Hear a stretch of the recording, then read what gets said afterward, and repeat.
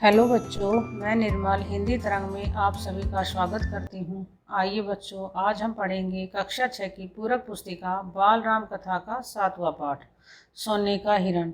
बच्चों, पिछले पाठ में हमने पढ़ा था कि रावण के कहने पर मारीच जो है वो हिरण का रूप धारण करने के लिए तैयार हो जाता है और पंचवटी में रामचंद्र जी की कुटिया के पास जाकर सोने के हिरण का रूप धारण कर कुलाचे भरने लगता है। तो आइए अब बढ़ते हैं पाठ की तरफ। राम को कुटी से निकलते देखकर मायावी हिरण कुलाचे भरने लगा। कुलाचे भरना, उछल कूद करना। राम को बहुत छकाया। झाड़ियों में लुकता छिपता भागता वह राम को कुटी से बहुत दूर ले गया। जैसा कि रावण और मारीच दोनों ने पहले ही सोच रखा था कि राम को कुटी से दूर लेके आना है, तो उसी संदर्भ में हिरण जो है वो क्या करता है, लुकता छिपता हुआ झाड़ियों में और दूर निकल जाता है, जिससे राम को वह कुटी से बहुत दूर ले जाता है। राम जब भी उसे पकड़ने का प्रयास करते वह भागकर और दूर चला जाता। हिरण चालाक था, वह इतनी दूर कभी नहीं जाता था कि पहुंच से बाहर लगे। राम के सारे प्रयास विफल हुए, वे हिरण को पकड़ नहीं पाए। उन्होंने उसे जीवित पकड़ने का विचार त्याग दिया। धनुष उठाया, निशाना साधा और जब राम को लगा कि अब यह जिंदा नहीं पकड़ा जा सकता, तो उन्होंने अपने इस विचार को तो त्याग ही दिया कि मैं इसको जिंदा पकड़ूंगा, और एक बाण उस पर छोड़ दिया। बाण लगते ही हिरण गिर पड़ा। धरती पर गिरते ही मारीच अपने असली रूप में आ गया। और बच्चों, जैसे ही हिरण को बाण लगा वह अपने असली रूप में आ गया, क्योंकि वह वास्तव में हिरण नहीं था, वह मारीच था और ताड़का का पुत्र था। जब ताड़का का वध किया तो सुबाहु और ताड़का तो रामचंद्र जी ने मार दिए थे, और इसको बाण लगा था और ये दक्षिण में आकर गिर पड़ा था। ये वही था ताड़का का पुत्र मारीच। मारीच ने माया से केवल अपना रूप नहीं बदला था, आवाज भी बदल ली थी। बच्चों, उसने अपना रूप ही नहीं, अपनी आवाज भी बदल ली थी। धरती पर पड़े हुए वह जोर से चिल्लाया, हा सीते, हा लक्ष्मण। ध्वनि ऐसी थी जैसे बाण राम को लगा हो, वह सहायता के लिए पुकार रहे हों। बाण का प्रहार गहरा था। मारीच उसे अधिक देर तक सहन नहीं कर पाया, वह छटपटाता रहा। जल्दी ही उसके प्राण पखेरु उड़ गए। रावण एक विशाल वृक्ष के पीछे खड़ा था, वह प्रसन्न था, उसकी चाल सफल हो गई थी। मारीच ने अपनी भूमिका अच्छी तरह निभाई थी। अब तक सब कुछ वैसा ही हुआ जैसा उसने सोचा था। रावण ने जैसा सोचा था बच्चों, सब कुछ उसी के अनुरूप हुआ। उसे राक्षस अकंपन की बात याद आई। सीता का हरण हो तो राम के प्राण निकल जाएंगे, वह निशक्त हो जाएंगे। वह अगले चरण की तैयारी में जुट गया। मारीच की पुकार राम ने सुनी, वह पास ही थे। उन्हें समझने में देर नहीं लगी कि पुकार की मंशा क्या है। मायावी मारीच की पूरी चाल उनके सामने खुल गई। हिरण जानबूझकर भागता रहा, उन्हें कुटिया से दूर ले जाने के लिए। वह षड्यंत्र का अगला चरण विफल करना चाहते थे। उनकी चाल में तेजी आ गई ताकि जल्दी कुटिया पहुंच सके। उन्हें अब पता चल गया था कि इसका षड्यंत्र क्या है, इसलिए राम की जो चाल थी वो तेज हो गई।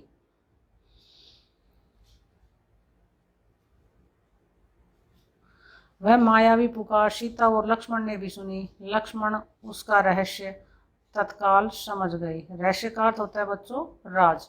राम की तरह उन्होंने बाण चढ़ाकर धनुष दृढ़ता से पकड़ लिया, चौकसी बढ़ा दी। वे राक्षसों की अगली चाल का सामना करने के लिए तैयार थे। साथ ही राम का आदेश उन्हें याद था, उनके लौटने तक सीता की रक्षा। लक्ष्मण की ओर से इसमें चूक की कोई संभावना नहीं थी। सीता वह आवाज़ सुनकर विचलित हो गई, घबरा गई, दौड़कर कुटिया के द्वार पर आई। उन्होंने लक्ष्मण से कहा, तुम जल्दी जाओ, जिस दिशा से आवाज़ आई है उसी ओर। तुम्हारे भाई किसी कठिन संकट में फंस गए हैं, उन्होंने सहायता के लिए पुकारा है। उनकी ऐसी कातर आवाज़ मैंने कभी नहीं सुनी। जाओ लक्ष्मण, जल्दी। अब सीता जी जो है ये आवाज़ सुनकर बच्चों घबरा जाती है और वे लक्ष्मण पर दबाव बनाती हैं कि तुम जल्दी जाओ अपने भाई की सहायता के लिए। आप चिंता न करें माते। लक्ष्मण ने सीता को आश्वस्त करते हुए कहा, राम संकट में नहीं है, हो ही नहीं सकते, उनका कोई कुछ नहीं बिगाड़ सकता। हमने जो आवाज़ सुनी वह बनावटी है, मायावी राक्षसों की चाल है। मुझे कुटिया से दूर ले जाने के लिए आप निश्चिंत रहें, भाई राम जल्दी ही आते होंगे। अब सीता जी के प्रत्युत्तर में लक्ष्मण कहते हैं कि आप चिंता न करें, भाई राम को कुछ नहीं बिगड़ सकता, ये सब मायावी राक्षसों की चाल है। सीता क्रोध से उबल पड़ी। लक्ष्मण का इस घड़ी में इतना शांत होना उन्हें समझ में नहीं आया। राम की आवाज़ सुनकर भी वे यहीं खड़े रहे, सहायता के लिए नहीं गए। सीता को इसके पीछे षड्यंत्र दिखाई दिया, लक्ष्मण की चाल।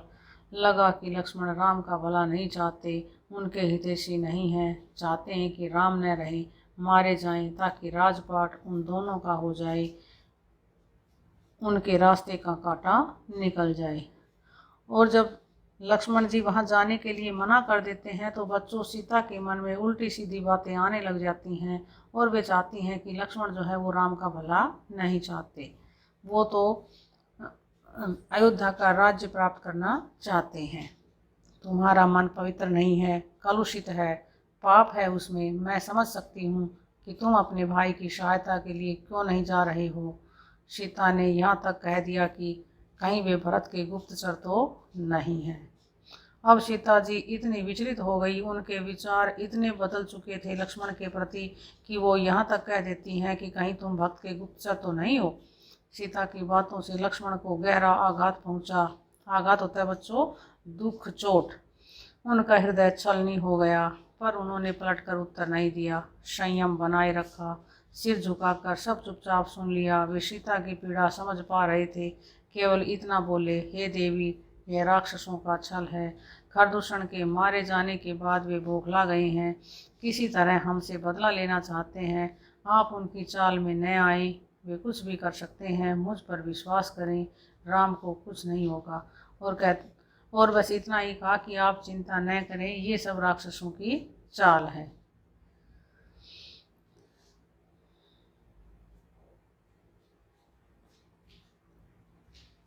सीता का क्रोध और बढ़ गया, क्रोध में आंखों से आंसू बहने लगे। यह भी लग रहा था कि कहीं लक्ष्मण की बात सही न हो, यह डर था कि राम से बिछो न हो। उन्होंने कहा, राम से बिछुड़कर मैं नहीं रह सकती, मैं जान दे दूंगी। हे लक्ष्मण, तुम उन्हें लेकर आओ। अब सीता को अनेक चिंताएं सता रही थी, कहीं लक्ष्मण की बात वास्तव में सत्य न हो, और कहीं राम वास्तव में संकट है, तो कहीं मैं उनसे बिछुड़ न जाऊं। फिर वो कहती हैं कि ये लक्ष्मण आप जल्दी जाओ। लक्ष्मण राम की आज्ञा का उल्लंघन कर रहे थे। उन्होंने सीता को प्रणाम किया और राम की खोज में निकल पड़े। बच्चों, राम उनको सीता की रक्षा के लिए छोड़कर गए थे। यहाँ आया है ना, राम की आज्ञा के लिए, राम की आज्ञा का उल्लंघन, यानी कि अब उन्हें राम के लिए जाना था, इसलिए उन्होंने अपने भाई राम की आज्ञा का उल्लंघन किया। उन्होंने सीता को प्रणाम किया और राम की खोज में निकल पड़े। लक्ष्मण के जाते ही रावण आ पहुंचा। तपस्वियों जैसा जटाजूट, वैसे ही वस्त्र। सीता ने साधु समझकर उसका स्वागत किया। रावण ने सीता के स्वरूप, संस्कार और साहस की प्रशंसा की। उसने सीता का परिचय प्राप्त करने के बाद कहा, सुमुखी, मैं रावण हूँ, राक्षसों का राजा, लंकाधिपति। मेरा नाम लेने पर लोग थरथरा उठते हैं, लेकिन तुम सुंदरी हो, सबसे अलग हो। तुम्हारे लिए मैं स्वयं चलकर आया हूँ, मेरे साथ चलो, सोने की लंका में रहो, मेरी रानी बनकर। सीता क्रोधित हो उठी, कहा, मैं प्राण त्याग दूंगी, लेकिन तुम्हारे साथ नहीं जाऊंगी। मैं राम की पत्नी हूँ, वे महाबलशाली हैं, तुम्हें उनकी शक्ति का अनुमान नहीं है। तुम चले जाओ, नहीं तो तुम्हारा सर्वनाश हो जाएगा। रावण ने सीता की बात अनसुनी कर दी, खींचकर उन्हें रथ में बैठा लिया। सीता प्रयास करती रही, पर रावण के चंगुल से मुक्त नहीं हो सकी। स्वयं को असहाय पाकर वे विलाप करने लगी। हा राम, हा लक्ष्मण पुकारती रही। रावण का रथ लंका की ओर उड़ चला। और फिर बच्चों, रावण जो है वो जबरदस्ती सीता को खींचकर अपने रथ में बिठा लेता है। सीता उससे बचने का काफ़ी प्रयास करती है, उससे अपने आप को बचाने के लिए, लेकिन नहीं छुड़ा पाती अपने आप को। फिर विलाप करती हुई राम और लक्ष्मण को पुकारती है। रावण का रथ जो है वो लंका की तरफ उड़ चलता है। मार्ग में वे पशुओं, पक्षियों, पर्वतों, नदियों से कहती जा रही थी कि कोई उनके राम को बता दे, रावण ने उनका हरण कर लिया है। गिद्धराज जटायु ने सीता का विलाप सुना। उसने ऊंची उड़ान भरी, रावण के रथ पर हमला कर दिया। वृद्ध गिद्धराज ने रथ क्षत विक्षत कर दिया, रावण को घायल कर डाला। क्रोध में रावण ने जटायु के पंख काट दिए। जटायु अब उड़ नहीं सकता था, वह सीधे धरती पर आ गिरा। और जब सीता जी की आवाज़ बूढ़े गिद्धराज जटायु ने सुनी तो वे उसकी रक्षा के लिए गए, लेकिन रावण ने अपनी तलवार से उनके पंख जो है वो काट दिए, जिससे वे घायल होकर गिर पड़े। रावण का रथ टूट गया था, उड़ान नहीं भर सकता था, क्योंकि जब जटायु ने उनके रावण के रथ पर हमला किया तो उसका रथ भी जटायु ने तोड़ दिया था, इसलिए उसका रथ जो है वो उड़ान नहीं भर सकता था। उसने तत्काल सीता को अपनी बाहों में दबाया और दक्षिण दिशा की ओर उड़ने लगा, और फिर उसने सीता को अपनी बाहों में दबाया और दक्षिण की तरफ उड़ने लगा।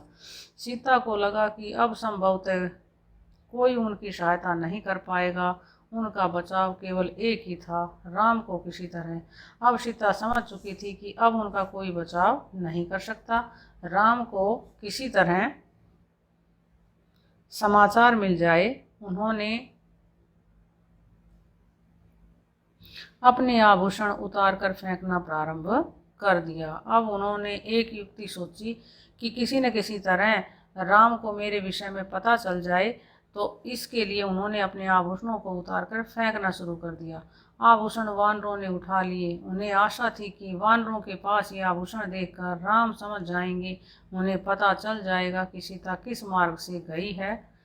रावण ने सीता को आभूषण फेंकने से नहीं रोका, उसे लगा कि सीता शोक में ऐसा कर रही है। रावण ने बच्चों सीता को इसलिए नहीं रोका क्योंकि उसे लगा कि यह दुख में ऐसा कर रही है। कुछ ही समय में रावण लंका पहुंच गया। वह अपने धन वैभव से सीता को प्रभावित करना चाहता था। उन्हें लेकर वह सीधा अपने अंतःपुर में गया, राक्षसियों को सीता की निगरानी करते रहने को कहा और बाहर निकल गया। थोड़ी देर में वह फिर लौटा। सीता को घूरते हुए उसने कहा, सुंदरी, मैं तुम्हें 1 वर्ष का समय देता हूँ, निर्णय तुम्हें करना है। मेरी रानी बनकर लंका में राज करोगी या विलाप करते हुए जीवन बिताओगी।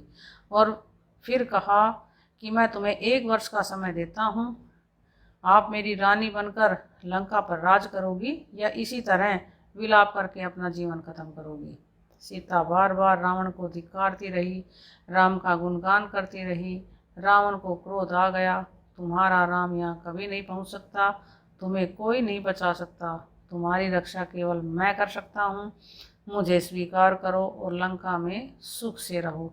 और कहा कि तुम्हारी रक्षा केवल मैं कर सकता हूँ, मेरे अतिरिक्त तुम्हारी रक्षा कोई नहीं कर सकता, इसलिए मुझे स्वीकार करो और लंका में आराम से रहो। पापी रावण, राम तुझे अपनी दृष्टि से जलाकर राख कर सकते हैं, उनकी शक्ति देवता भी स्वीकार करते हैं। मैं उस राम की पत्नी हूँ जिसके तेज और पराक्रम के आगे कोई नहीं ठहर सकता। तेरा सारा वैभव मेरे लिए अर्थहीन है, तूने पाप किया है, राम के हाथों तेरा अंत निश्चित है। अब सीता कहती है कि तेरा अंत जो है वो राम के द्वारा निश्चित है, मेरे लिए तेरा जो भी ये धन वैभव है वो व्यर्थ है, उसका मेरे लिए कोई अर्थ नहीं है। राम की इतनी प्रशंसा सुनकर रावण कुछ चिंतित हो गया। उसने सोचा, खरदूषण को मारने वाला अवश्य शक्तिशाली होगा। उसने तत्काल अपने 8 सबसे बलिष्ठ राक्षसों को बुलाया, कहा, तुम लोग पंचवटी जाओ, राम और लक्ष्मण वहीं रहते हैं, उनका एक एक समाचार मुझे मिलना चाहिए। दोनों पर निगरानी रखो, मौका मिलते ही उन्हें मार डालो। उधर सीता को पाने के लिए रावण ने अपनी योजना बदली। उन्हें अंतःपुर से निकालकर अशोक वाटिका में बंदी बना दिया गया, पहरा कड़ा कर दिया गया। राक्षसों राक्षसियों को स्पष्ट निर्देश थे,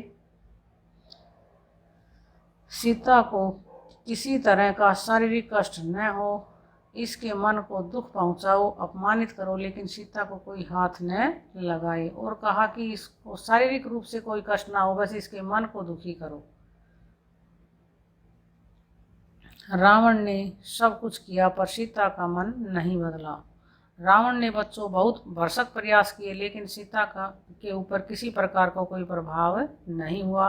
वे बार बार राम का नाम लेती थी, शेरों के बीच हिरणी की तरह बैठी रहती थी, डरी सहमी, रो रो कर दिन काट रही थी। सोने के हिरण ने उन्हें सोने की लंका में पहुंचा दिया था, यहाँ से उन्हें राम ही बचा सकते थे। तो बच्चों, आज की वीडियो में इतना ही। मैं आशा करती हूँ ये वीडियो तुम्हें अच्छे से समझ आई होगी।